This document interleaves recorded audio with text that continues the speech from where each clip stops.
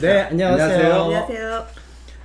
김택준 변호사와 함께하는 역사 속 법률 이야기, 이제 두 번째, 어느덧 세 번째 시간이 돌아왔습니다. 이런 사회를 너무 잘하세요. 학생 때도 별명이 EBS였대요. 네, 고등학교 때 애들, 그러니까 동기들 상대로 국사 가르치고 이래서 세계사 가르치고. 이제 그동안은 조선시대 사건 사고를 보는 뭐 법률 이야기 이렇게 했었는데, 박사님께서 이제 시리즈로 역사 속 무슨 이야기로 하시려고 이제 좀 표준화 시켜서 역사 속 법률 이야기, 그리고 전에 보셨다시피 역사 속 의학 이야기, 이런 식으로 좀 시리즈를 쭉 내려갈 거예요. 그래서 이제 또 이름이 역사 속 법률 이야기로 바뀌었습니다. 그리고 이제 많은 분들이 이제 되게 보고 싶어 하셨던 노혜경 교수님을 진짜 오랜만에, 저도 이제 코로나 사태 때문에 강화도 답사 때 보고서 이제 한 두어 달 만에 뵙는 건데, 일단 노혜경 교수님이 오늘의 주제 발제자로서 네, 일단 뵙게 해서 교수님 오랜만에 인사 좀 하시죠. 네, 안녕하세요. 거의 방콕하고 지금 학교 교재 만들으라고 지금 완전히 거의 새로 장비도 구입을 하고 그리고 엄청 지금 바쁘게 보내고 있습니다. 코로나가 무서워서 방콕한 게 아니고 그 요즘 인터넷 수업 때문에 네. 매일 그것 때문에 그 지금 만드느라고 방콕하고 계십니다. 어쨌든 겸사겸사 방콕이 됐습니다. 자, 오늘의 주제는 위조입니다. 조선시대 위조 사건에 관련된 그런 내용입니다. 오늘은 이제 문서에 대한 죄로서 공문서, 사문서 위조인데, 아무래도 조선시대에 남겨있는 내용은 사문서 위조보다 이제 공문서 위조에 대한 부분이 커서 공문서 위조를 중심으로 이제 사문서 위조는 이제 비교 대상으로서 저희가 말씀을 드리겠습니다. 제가 오늘 갖고 온 사례는 정조 때의 일입니다.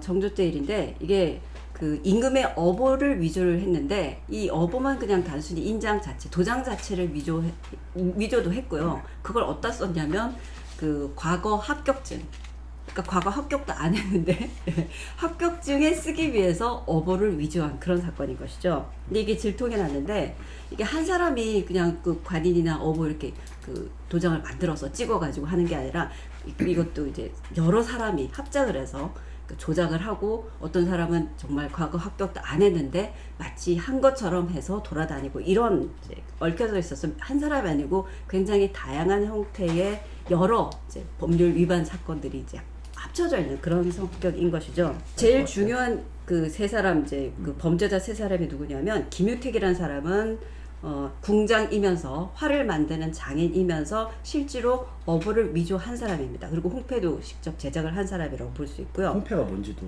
홍패는 과거 합격증입니다. 그러니까 그 빨간 바탕에 이번 시험에 몇 등으로 합격했다, 이렇게 증서를 발급을 하는데 그거를 이제 홍패라고 부르는 거거든요. 근데 거기에 이제 어보가 찍혀 있는 것이죠. 임금이 인정한다는 합격증이니까요. 그런데 여기 중간에 브로커로 등장을 하는 사람이 그 고부에 사는 이종원이라는 사람입니다. 근데 그 주변에 이 사람이 고부 있으면서 들었던 얘기가, 나주 지역에 사는, 나주나 거기 주변 섬 지역에 사는 사람들 중에서는 과거 합격자가 적어서 위세도 떨 수 있고 또 돈도 벌 수 있다, 끌어들여서 과거 보러 가자 그래요. 근데 정작 과거에 떨어집니다. 그러다 보니까 처음에 얘기했던 김유택이라는 사람한테 홍패를 위조를 해달라, 이렇게 이 사건이 벌어진 꼬셔진 거죠. 사람은 박민행인 거죠. 예. 그러니까 여기서 시험을 실제로 보고 왔는데 떨어진 사람이 바로 박민행입니다. 나주, 그러니까 암태도 출신 사람이거든요. 그러니까 이종원이가 박민행이를 이제 새로 끌어들여서, 문과에 합격한 예. 사람처럼 만들게 하기 위해서 김유택이한테 일을 맡기고, 김유택이가 어보를 위조하고, 어보를 찍은 또 합격증을 위조를 한 거죠. 그렇죠. 공문서를 위조한 홍패를 만들어서 이종원한테 주고, 이종원과 박민행이 함께 육아를 하면서 아마 돈을 좀 꽤 많이 뜯어낸 걸로, 벌어들였죠. 지금 네. 보여요. 그 무슨 영화에 그거 있어. 변호사 믿는데 이런 얘기하기 미안하지만, 그러니까 그 아줌마가 술집을 차렸어. 근데 좀 미안한 얘기, 미국엔 룸펜 변호사가 많잖아요. 네. 그 걔가 이제 얘랑 친한데 이게 허가증을 받아주겠다고 그래. 그래서 자기가 벌은 돈 다 투자 술집을 차렸는데 실패한 거예요. 허가를 못 받은 거예요. 그랬더니 위조증을 가져다가 한테 줘. 그래서 신나게 영업하다가 파산하는 이게 똑같은 사례죠. 그러니까 사실 브로커가 입장에서는 먹은 돈을 토해낼 수는 없으니까, 모든 또 결과를 또 이미 한번 돈 들어오면 또 나오질 않으니까 뭔가 해야 되니까 아마 더 일을 더 벌린 것 같아요. 네. 아마 이제. 그래서 결국 이제 김유택이 만들어줬는데 또 이 중간에 이 브로커였던 이종원이 약간의 농간을 부리죠. 이 부탁한 사람은 박민행이었는데 박민행이 말고 박목이 다른 이름으로 네. 합격증을 만들게 됩니다.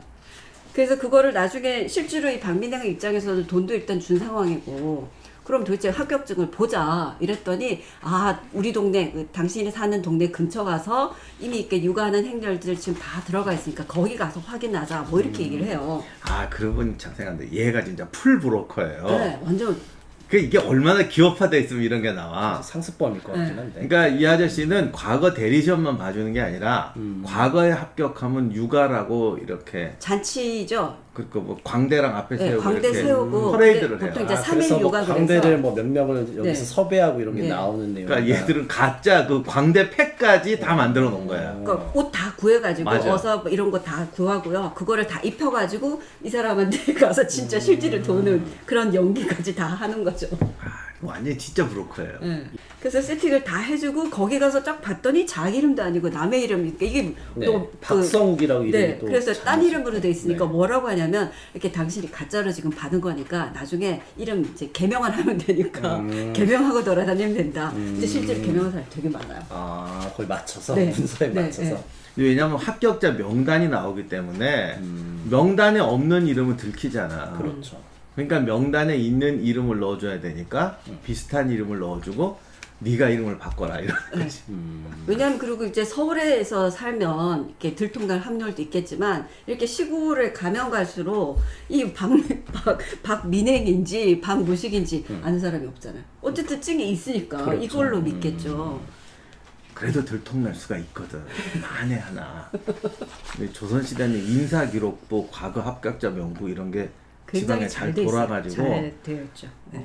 다음 뭐 사진 없으니까 걔가 걔라고 그러면 여간에서 뭐 걔가 내 사촌인데 이러기 전에는 들키지 않아요.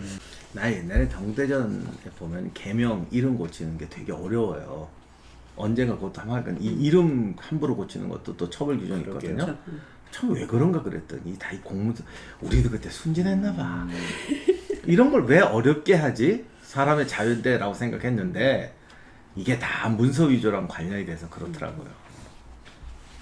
그래서 아까 그 3일 육아 같은 경우에도 돈을 벌었다고 되는데 그게 잘 이해를 지금 생각하면 아니 그냥 자기가 이제 여기 합격했으니까 그야말로 요즘 말로 하면 한턱 쏜다 뭐 이런 그렇죠. 식으로 동네 사람한테 자랑하러 다니는 규정이다 이렇게도 볼 수 있을 텐데 그렇게 되면 이렇게 이 조선시대 때 뭐가 있냐면요 이것도 그렇지만 과거뿐만 아니라 예를 들어 수령으로 발령을 받았다 그러면 자기 있는 동네에서 수령 임명장을 받으러 서울에 오잖아요. 네. 그럼 올라가는 중간에 자기가 발령받은 그 고장에 예를 들어 아버지 무덤이 있다, 할아버지 무덤이 있다 이런 사람들이 미리 다 찾아와요.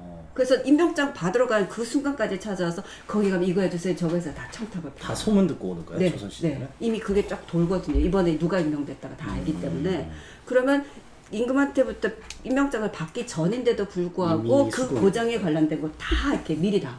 그래서 그런 거와는 비슷하게 마찬가지로 과거에 합격한 거는 준 그 공무원 군에 들어가는 거잖아요. 관료군에 들어가기 때문에 미리 그 작업들을 하는 거죠. 그리고 이처럼 과거 급제자가 별로 없는 동네에 가면은 도와줘. 그 지방 사람들이 또 청탁에 막 들어와요. 네. 또 어떻게 빈손으로 하냐 그잖아. 닭 한 마리라도 들고 오거든. 그래서 엄청난 많은 돈을 끌어모아서 뭐 빚을 지고 이쪽 돈 주고 했던 것도 다 갚는다 뭐 이렇게 되어 있거든요. 근데 이게 결국 다 들통이 납니다. 결국에. 예. 어떻게 들통났을까요? 신기해요. 그건 어떻게 들통났는지는 안 들통난 나오긴 건 아는데 하는데 아무래도 이게 누가 고발하지 않는 장이 있지 쉽지가 않을 텐데 분명히 고발이 들어갔을 네, 것 같아요. 이 그랬어요. 중간에 보면 미리 이제 섭외를 했던 사람도 안 되고 자기가 이제 자기도 이제 위조를 해서 하고 싶었는데 이게 안 됐던 사람도 분명히 있을 거고 막 그런 방식으로 고발이 들어간 것처럼 저는 그런 식으로 좀 추정이 가능할 것 같은데 전국에 노비가 깔려 있어가지고 저기 뭐 대강 쟤인가 보다고 했더니 야 그 사람이 누구 집 아들인데 하면서 보통 웬만한 서울의 사대부집이 좀 판서 좀 되면 판서 아니래도 전국에 노비가 있는 경우가 되게 많아요. 그러니까 왜냐면 그 양반들 같은 게 자기 집이 서울에 있다 하더라도 이 사람이 갖고 있는 땅이 전국에 깔려 있습니다. 대부분. 그러면 노비를 파견해서 거기서 생산된 이 산물들을 서울로 운반한다든지 그런 총 책임을 맡은 사람들 다 파견을 하거든요. 그러니까 대부분 이제 외건업이 뭐 이렇게 표현을 하는데 이런 사람이 깔려 있는 거죠. 아, 이런 사기 치려면 미국 같은 데서 쳐야지. 텍사스에 사는 누굽니다 하면 알래스카에 가면 몰라. 근데 한국은 웬만하면 다 알아. 그래서 그나마 나주 본령도 아니고 섬들 돌아다니면서 돈 뜯어냈다고 네, 하니까 그러니까 그나마 생각해보니까. 덜 파견돼 있을 것 그렇지, 같은 그렇지. 거라서. 그래서 이제 섬들을 돌아다닌 건데 섬에도 있다는 거. 특히 암태도가 거기가 보통 동네가 아니라는 거. 돈이 많이 들어간 동네죠. 네, 그래서 어보를 위조한 김유택에게는 차명이 선고가 되죠. 야, 무섭습니다. 어버이죠. 차명입니다. 임금의 도장을 위조를 했다는 건 엄청난 가장 센 벌입니다. 가장 센 벌. 그리고 중간 브로커랑 박민희 같은 경우에는 종범으로 처리가 돼서 감형은 아니지. 그 다음에 네, 차형에 차율로 한다. 차율로 되니까 어차피 죽지는 않는 거네. 네, 죽지는 않고 장 100대에 그다음에 유 3천. 그리고 조선 시대는 이상하게 아니 이거는 누가 종범 수범이 안 나눠지는 건데 해도 가능한 한 명을 찍으라고 그래요. 그냥 길을 쓰고 막 이제 누구를 몰겠죠. 누구를 몰아가야 돼요. 이거를 근데 과할 정도로 되게 이걸 찾아요. 근데 뭐 현대사에서도 보면 이제 이렇게 여러 명이 했던 경우는 어떻게든 수사기관에서도 주범이 누군지를 좀, 그러니까 사실 주범 정범 개념은 아니에요. 이건 공동 정범이라고 보는데 다 같은 정범인데 그 안에서도 머리의 역할을 한 사람이 누군지를 좀 그 그림을 그리고서 수사를 하려는 경향은 강해요. 우리가 보통 보면 무슨 불법 스포츠 토토 도박단 같은 거 이렇게 어떤 한 지역에 딱 잡으면 집에 옹기종기 있으니까 딱 하면 일망타진이 되는데 문제는 헤드는 어딘가서 돌아다니고 있고 보통 바지 사장이 그 안에 있다가 잡히죠.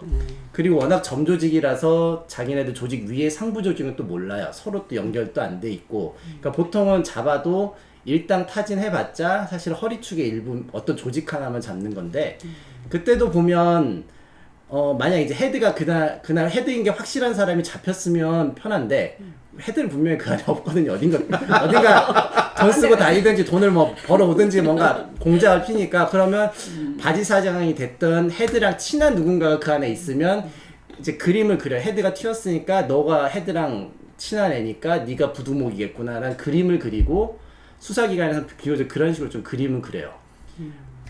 그러니까 뭐 처벌이야 당연히 이제 했던 공동 정범이니까 처벌했던 역할에 따라 조금씩 다르긴 하지만 꼭 이상할 정도로 이제 집단 범죄를 털게 되면 그 그림은 꼭 그리더라고요. 근데 여기서도 보면 김유택이를 이 조선시대에서는 이제 수괴라고 보고서 하는데 사실 제가 봤을 때 현대적 관점에서 봤을 때는 김유택이는 사실은 어보를 위조를 하고 문서를 그러니까 실제적으로 만들기만 한 사람이지 이걸 행사하고 모든 그림을 그린 사람은 이종원이 브로커잖아요. 사실은 현대적 관점에서 제가 볼 때는 수괴는 이종원이 돼야 될 것 같은데 제가 볼 때 김유택이 되게 억울해 보이다. 이 사람은 사실은 그냥 뭐 무기 정도 만들어준 사람에 불과한데 그래서 왜 그런지 여쭤봤더니 이제 두 분 박사님께서 하시는 말씀은 그 이유에 대해서는 네, 아까 우리가 밥 먹을 때 말씀. 그러니까 이게 대전 해통 위조죄에 보면 도장을 위조한 경우는 그러니까 이게 어보를 말하는 것 같아. 차명이다. 그러니까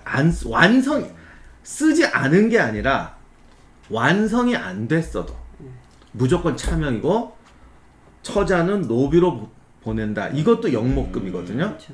그러네요. 그러니까 도장 위조 만들었기만 해도 이거는 그러니까 어보를 위조했다는 건 이건 무조건 이건 영목급이라는 거예요.